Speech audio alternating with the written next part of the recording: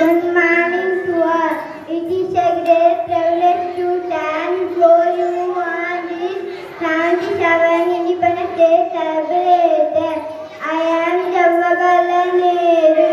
I was born on 14th November 1889 in Allahabad in Uttar Pradesh. I am first Prime Minister of India. I studied